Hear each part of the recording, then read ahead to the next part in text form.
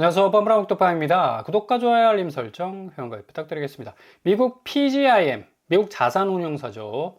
연준이 올해 3회 이상 금리를 올릴 거다.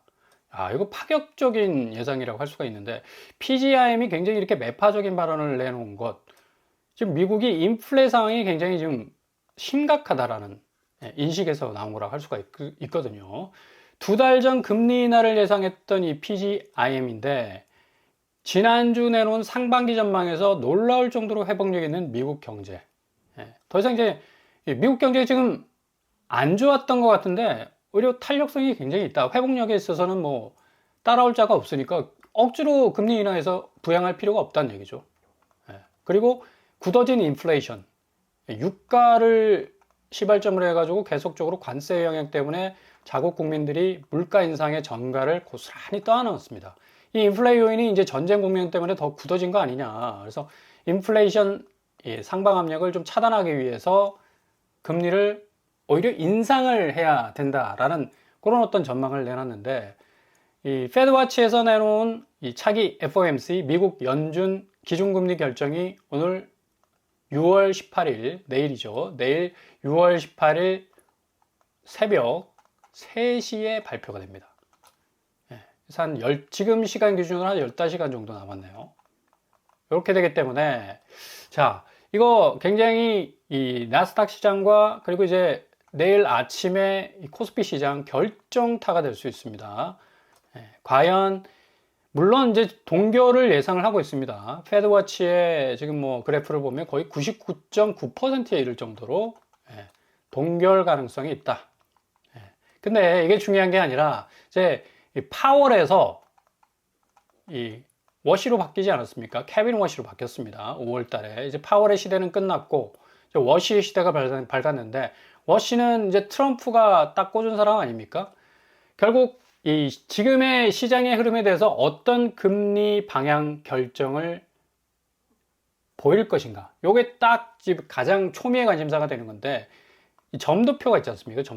점도표는 뭐 별거 아닙니다. 향후 이제 미국 연준이 앞으로 금리 방향성을 어떻게 결정할 것인지, 좀 비둘기적으로 갈 것이냐 아니면 매파적으로 갈 것이냐, 이제 이런 방향성을 보여줄 건데, 동결은 동결하되 이후에 이제 워시 자체가 앞으로 미국의 기준금리 부분은 조금은 완화된, 인플레이션이 오히려 이제 압력이 유가 부분이 전쟁 종료로 인해서 사라졌기 때문에 오히려 디플레를 걱정해야 되는 거 아니냐 해서 결국에 가서는 기준금리 인하라는 말도 슬쩍 꺼낼 수가 있고, 이렇게 되면 이제 뭐 주식시장 뭐 엄청난 환호가 쏟아지겠죠. 근데 반대로 매파적으로 오히려 이 PGIM 이 전망처럼 오히려 금리 인상 부분을 또 살짝 언급을 해버리면, 이 매파적으로 나온다면 이거 굉장히 골 때리는 상황이 발생할 수가 있습니다. 그래서 완전히 지금 새벽 시장이 나스닥이 그냥 뭐 엄청난 상승세 치고 올라갈 가능성도 있고 그냥 내리꽂을 가능성도 있고요.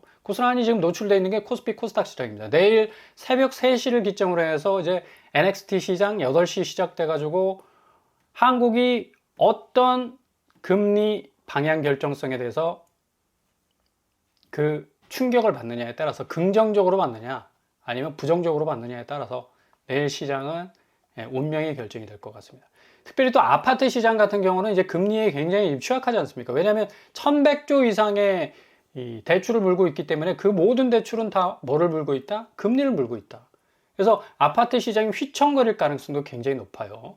아무튼간에 지금 서부 텍사스유가 70달러까지 떨어졌습니다. 100달러까지 육박했던 텍사스유가 지금 종전협정이 6월 19일 날 서명을 이제 예정하고 있는데, 이렇게 돼버리면 70달러 선에서 더 떨어질 수가 있어요. 60달러 쪽으로 더 떨어져 버리면 이제 유가 압력으로 인해서 빚어진 전체적인 어떤 인플레이션 양상은 어느 정도 자연적으로 말소가 될 가능성이 높다. 5.24%나 떨어졌네. 그죠? 자, 이런 상황에서 시타델과 뭐 시티은행이 서로 이제 팽팽하게 맞서고 있는데, 시타델은 금리 인상할 거다. 시티는 인하할 거다. 정반대의 지금 의견을 내고 있습니다. 시타델 같은 경우는 지금 연준이 이르면 9월부터 금리 인상 사이클을 시작할 가능성 높이고 있다. 펌프질을 하고 있다. 누적된 물가 압력이 경제 전반에 깊이 뿌리를 내리고 있기 때문에 이거 근본적으로 해결하기 위해서는 워시도 트럼프하고 같은 어떤 스탠스를 취하고 있지만 연준 의장으로서는 기준금리 인상을 선택해야 될 그런 시점이 온 것이다 라고 이렇게 주장을 하고 있고요. CTE 같은 경우는 미 이란이 종전 양해각서 6월 19일 날 사인을 하게 됩니다. 그러면 최근 국제 유가가 뭐 70달러까지 지금 떨어지지 않았습니까? 그래서 이게 금리 인하의 배경이 될 것이다. 실제로 이제 이날 브렌트유, 특별히 또 서부 텍사스유는 3개월 만에 80달러 아래로 이제 떨어지는 그런 어떤 상황이 전개가 되고 있는데, 이렇게 보면 이제 새로 취임한 케빈 워시 연준 의장에게 훨씬 더 많은 유연성을 제공할 가능성 높아요. 왜냐면 이제 인플레이션 압력이 이제 디플레, 경제 침체 속에서 오히려 물가까지 하락해버리는 압력으로 전환이 될 가능성도 충분히 있습니다. 상당히 지금 오히려 금리를 내려가지고 미국 경제가 잘 돌아갈 수 있게 부양할 수 있는 부분으로, 그리고 그 와중에 또 물가 자체가 경제도 좋지 않은데 더 떨어져 버리면 이게 침체 국면에 완전히 빠지게 되거든요. 그래서 디플레를 극복하기 위한 연준 의장의 과감한 결단도 나올 수 있다 라고 이제 예상이 되어지기 때문에, 아무튼 내일 6월 18일 새벽 3시는 제가 보기에는 100% 동결이고요. 자, 동결만 얘기한 걸로 끝나는 게 아니라 이게 이제 비둘기적으로 나오냐 매파적으로 나오느냐, 이제 비둘기적으로는 향후 인하도 얘기를 하고, 매파적으로 나온다는 얘기는 인상을 한 차례 더 하겠다. 우리가 연준에서 한 2회 정도 인상을 예상했었는데 플러스 1, 3회 정도 더 하겠다. 이래 버리면 이제 주식시장이 이제 막 박살이 나는 거죠. 자, 트럼프 입장에서 워시와의 어떤 이 하모니, 뭔가 이 자기 사람이라고 이제 해서 연준 의장이 또 앉혀놨는데 과연 어떤 이 방향성을 띄고 말을 할 건지 기초가 주목이 되고 있습니다. 그래서 지금 나스닥 100을 보면 0.47 정도로 나쁘지가 않거든요. 그만큼 지금 이 기준금리 인상에 대한 이 두려움, 공포 믹스 지수가 그렇게 딱 높지 않은 걸 보면, 또 월가에서의 어떤 예상치도 그렇게 비관적이지는 않다라고 볼 수가 있겠고요. 지금 스페이스X가 4.83% 올랐습니다. 살짝 얘는 이제 오르면서 조정을 받죠. 보통 주가는 내리면서 조정을 받는데 그 정도로 어마무시하게 올라가는 지금 종목이기 때문에 얘가 거의 흡성 대법입니다. 모든 자금들을 다 빨아들여요.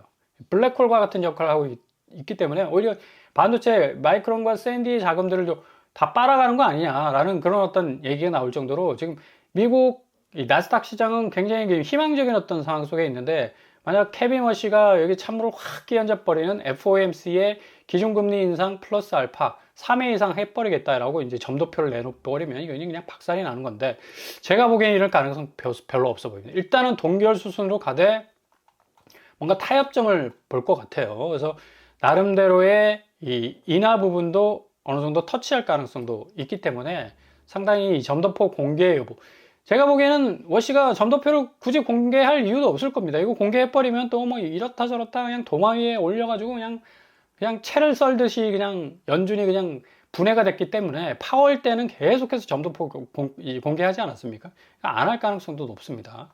아무튼 간에 지금 뭐 거의 98.6% 동결을 한다라고 이제 나오고 있어서, 이러한 종전 합의에도 불구하고 에너지 충격으로 인한 인플레이션 때문에 인상에 대한 어떤 이 여러 가지 전망들이 나오지만 결국 가서는 트럼프의 어떤 이 색깔도 나오지 않을까. 그러니까 인하에 대한 이 부분도 언급이 나오지 않을까. 트럼프가 뭐 케빈은 환상적이고 나는 그가 원하는 것은 무엇이든 하기를 바란다. 이 말이 더 무섭죠. 그가 원하는 무엇이든지 굉장히 무서운 말입니다. 이게 알아서 하라는 말로 들리는 것 같기도 하고, 아니면 네 소신대로 하라는 얘기로 들리는 것 같기도 하고. 아무튼 간에 지금 이런 어떤 금리 부분에 가장 물려있는 이 자산은 지금 한국 아파트 시장. 왜냐? 지금 1900조에 이르는 가계빚, 그 와중에 1100조에 이르는 주담대 대출이 딱 지금 버티고 있기 때문에 지금 집주인들이 집 안 팔려고 하지 않습니까? 5월 9일 양도세 중과가 부활이 됐음에도 불구하고 매물이 안 나와요. 결국 가서는 내가 양도 안 하면 양도세 중과 안 내는데 집은 끝까지 오를 건데 해가지고 그냥 뻗치게 하고 있다는 얘기입니다. 그러니까 비거주 1주택자 중심으로 해가지고 매물을 계속해서 등 뒤로 숨기고 있다는 얘기예요. 지금 아파트 시장이 지금 이렇게 철모르는 아이처럼 지금 금융시장이 급변하고 무슨 일이 발생할지 모를 엄청난 지뢰밭이 쫙 깔려있는 지금 시장인데, 계속해서 지금 이 기대 심리를 펌프질을 하고 있고 호가세를 높이고 있는 무슨 뭐 바벨탑처럼 어마무시하게 세상에서 제일 높은 탑을 우리가 한번 쌓아보자 라는 식으로 지금 아파트 이 고공행진을 계속해서 지금 펌프질을 하고 있는데, 실질적으로 노도강 집값을 보시면요, 노원구 상계동 2억 6천 하락했고 동진 아파트 5천만 원. 야, 여기 이제 보통 한 달 전만 해도 3, 4억 이상 떨어졌거든요. 이 5천만 원으로 줄어버렸어요. 확실히 지금 집값 자체가 6.27 대책 2025년에 나왔죠. 1년이 지난 시점에서 집값이 드라마틱하게 잡히지 않는다는 건 분명하게 보여지고 있습니다. 근데 지금 거래량은 지금 줄어가고 있죠. 이것도 좀 이해할 수 없는 일. 결국 가서는 집을 확실하게 공격적인 의지를 가지고 살 수 있는 사람은 줄어들고 있다. 대신 빨리 내가 집을 사야 되겠다는 소수의 사람들이 그래도 매집을 향한 어떤 의지를 불태우고 있기 때문에 이런 현상이 좀 일어나고 있는 것 같고, 도봉구 북한선 아이파크 3억 2천, 도봉구 주공 17단지 2억 8천 하락하고 있습니다. 여기도 한 1억 정도 줄은 것 같아요. 떨어지는 어떤 비율이. 근데 도봉구도 아파트 거래량이 56건에 그치고 있습니다. 좀 전에 제가 말씀드린 대로 매집에 대한 의지, 내가 꼭 이번에 집을 사고야 말겠다 라는 사람들이 진입하는 거고, 대부분의 사람들은 지금 금리 때문에 엄두를 못 냅니다. 지금 금리도 지금 7, 8%인데 앞으로 기준금리 어떻게 될지 모르지 않습니까? 금리가 더 오를 수 있는 상황에서 집을 성급하게 샀다가는 결국 역풍 맞을 수 있다는 생각도 들고, 자, 강북구 하나포레나 1억 4천, 확실히 지금 하락폭이 줄고 있죠. 거래량은 7건에 그치고 있지만 거래가 역시도 하방 압력이 상당히 좀 약화되고 있다라고 볼 수가 있습니다. 자, 금강구, 금천구 독산동 한신아파트 1억 3천, 확실히 하방 압력이 줄고 있다. 근데 거래량은 반대로 더 줄고 있다. 참 이상하죠. 집값은 올라가는데 거래량은 줄고 있어요. 집값이 올라가면 거래가 그만큼 많아지기 때문에 추매가 있지 않습니까? 올라가는 그 가격을 계속해서 물고 올라가는 건데, 이게 이런 디딤돌이 없는 상태에서 이게 몇몇 거래에서 가격이 올라간다는 것 자체가 앞으로 이게 이 내구성이, 매매의 내구성이 떨어지기 때문에 굉장히 흔들리는 상황이 오면 그냥 와르르 무너질 가능성도 높아요. 자, 관악구 신림현대 1억 3천, 건영 1차 1억 2천.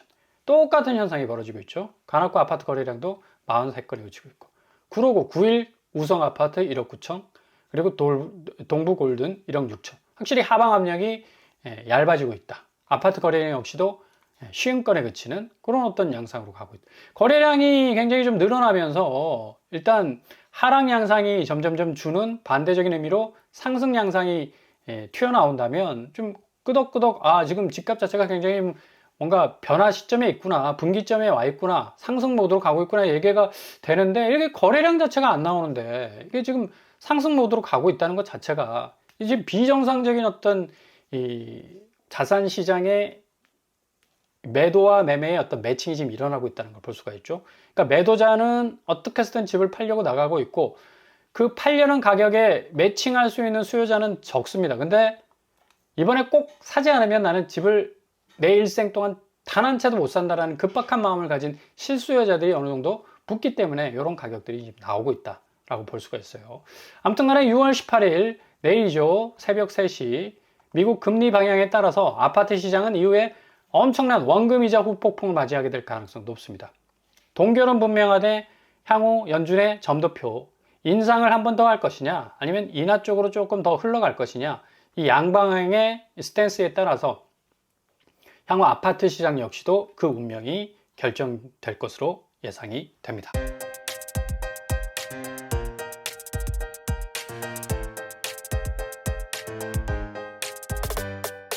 오늘의 부동산 캐리커처, 내일 새벽 3시 6월 18일 미국 충격적인 어떤 발표를 내놓을 가능성도 없고요. 아니면 이제 시장이 어느 정도 예상했던 방향으로 또 발표를 내놓을 가능성도 없습니다. 굉장히 변동성이 크기 때문에 좀 잘 지켜보시면서 대응하실 필요가 있겠네요. 오늘도 응원합니다. 항상 여러분의 길이 꽃길만 되실 수 있길 바랍니다. 빵빵 한번 똑바로 마치겠습니다. 구독과 좋아요 부탁드립니다. 감사합니다.